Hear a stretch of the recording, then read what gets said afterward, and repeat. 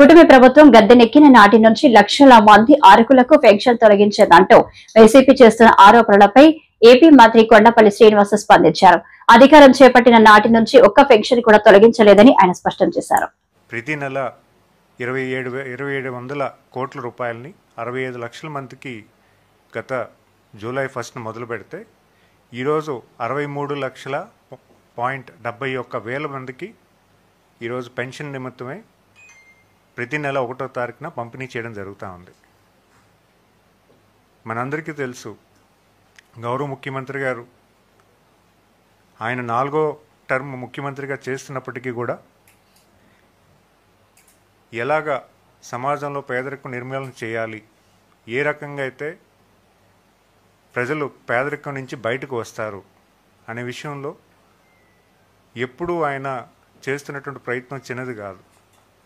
గతంలో డ్వాక్రా సంఘాలు ఏర్పాటు చేసి మహిళలు ఎలాగ అభ్యున్నతి తీసుకురావాలి, మహిళల ద్వారా ప్రతి కుటుంబం కూడా పేదరికం నుంచి ఎలా బయటికి రావాలని ఆయన తీసుకున్నటువంటి నిర్ణయాలు ఈరోజు దేశం అంతా కూడా ఆచరిస్తున్న జరుగుతూ ఉంది.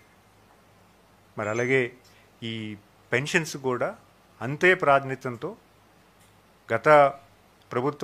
గత తెలుగుదేశం ప్రభుత్వాల్లో చేసుకున్నటువంటి నిర్ణయాల్లో వికలాంగులకి పెన్షన్ కల్పించడంలో కానీ, వితంతులకు పెన్షన్ కల్పించడం కానీ, వీవర్స్కి పెన్షన్ కల్పించడంలో కానీ అన్ని నిర్ణయాల్లో కూడా గత తెలుగుదేశం ప్రభుత్వంలోనే ఎక్కువ నిర్ణయాలు ఉన్న విషయం ప్రజలందరూ కూడా గమనించాలి. అన్న నందమూరి తారక రామారావు గారు మొట్టమొదటిసారిగా పెన్షన్ స్టార్ట్ చేశారు. దివ్యాంగులకి పెన్షన్ కూడా తెలుగుదేశం ప్రభుత్వంలో రావడం జరిగింది.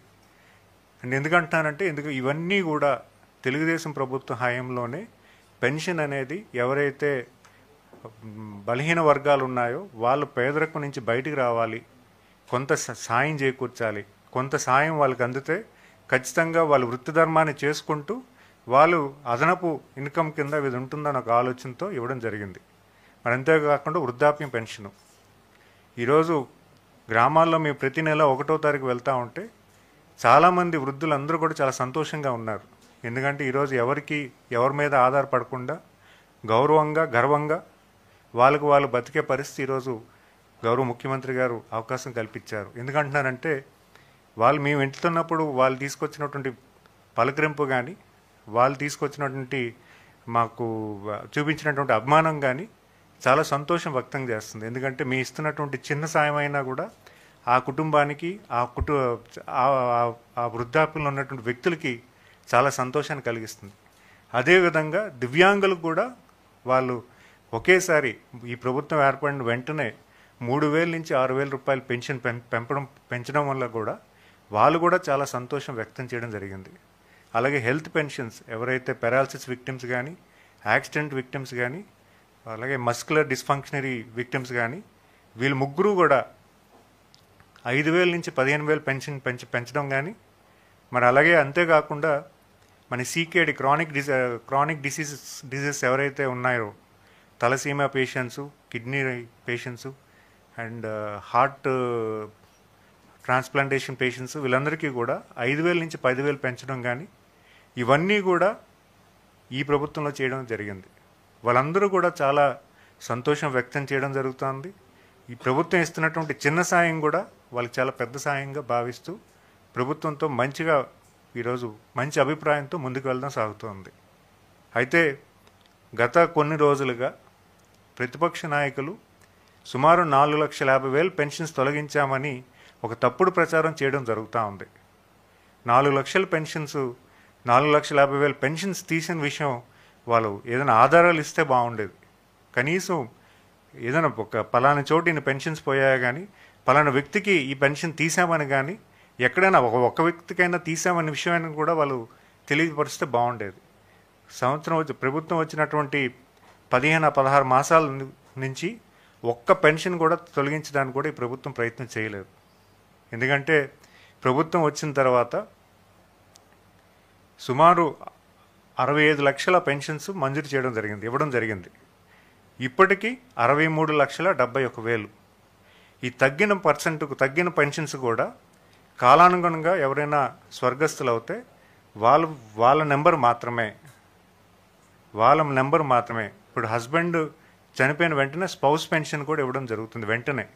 వాళ్ళు వెయిట్ చేయకుండా ఎవరైనా వృద్ధాప్యంలో ఉన్నటువంటి వ్యక్తి చనిపోతే వాళ్ళ వైఫ్కి వెంటనే పెన్షన్ వచ్చే పరిస్థితి కూడా ఇప్పుడు చేస్తున్నాం. అంతేకాకుండా రీసెంట్గా 1,10,000 పెన్షన్స్ కూడా కొత్త ఇవ్వడం జరిగింది, స్పౌస్ పెన్షన్స్. ఎందుకంటే 2000 మేము చేసినటువంటి సర్వేలో కూడా స్పౌస్ పెన్షన్స్ ఇప్పుడు ఇవ్వడమే కాదు, గత ప్రభుత్వంలో కూడా చాలామందికి ఇవ్వలేదన్న విషయం మాకు తెలుసుకొని సర్వే నిర్వహించుకొని సుమారు 3 లక్షల మంది సర్వేలోకి వస్తే ప్రాణాలతో ఉండి ఈరోజు ఇంకా కొనసాగుతున్న ఎలిజిబిలిటీలో ఉన్నటువంటి వ్యక్తులు 1,10,000 కింద గుర్తించి వాళ్ళకు కూడా పెన్షన్ మంజూరు చేసి గత నెల నుంచి ఇవ్వడం కూడా జరుగుతూ ఉంది. అంటే ఇవన్నీ ఎందుకు చెప్తున్నానంటే ప్రభుత్వం చాలా చిత్తశుద్ధితో చాలా మంచి ఆలోచనతో పెన్షన్ కార్యక్రమం అనేది పెద్ద ఎత్తున చేయడం జరుగుతూ ఉంది. దాన్ని ఓరవలేక దానికి ఉంచేటటువంటి మైలేజ్ని తట్టుకోలేక ఈరోజు ప్రతిపక్ష నాయకులు చేస్తున్నటువంటి విమర్శల్ని ప్రజలందరూ కూడా ఎవరు నమ్మబోరు అనే విషయాన్ని మీ అందరికీ రాష్ట్ర ప్రజలందరికీ కూడా తెలియజేస్తూ ఉన్నా. మరి అంతేకాకుండా ఈరోజు దివ్యాంగుల పెన్షన్స్ కూడా మనం మాట్లాడుకోవాలి. దివ్యాంగుల పెన్షన్స్లో 3,000 నుంచి 6,000 చేశాము, 5,000 నుంచి 15,000 చేశాము. అయితే గత ప్రభుత్వం ఏర్పడిన కొద్ది రోజుల్లోనే కోనసీమ జిల్లాలో అలాగే కడప జిల్లాలో కలెక్టర్కి వచ్చినటువంటి ఫిర్యాదుల మేరకు అక్కడ ఉన్నటువంటి కలెక్టర్స్ వెరిఫికేషన్ చేయగా గత గవర్నమెంట్లో చాలా బోగస్ డిజేబిలిటీ సర్టిఫికేట్స్ ఇష్యూ చేశారని, దానివల్ల అనర్హులు చాలామంది డిజేబిలిటీ పెన్షన్స్ తీసుకుంటున్నారనే విషయము వెలుగులోకి వచ్చింది. అప్పుడు గౌరవ ముఖ్యమంత్రి గారు ఇది ఎంతవరకు కరెక్ట్ అన్నది ఒక విశ్లేషణ చేయమంటే మేము చూసింది ఏంటంటే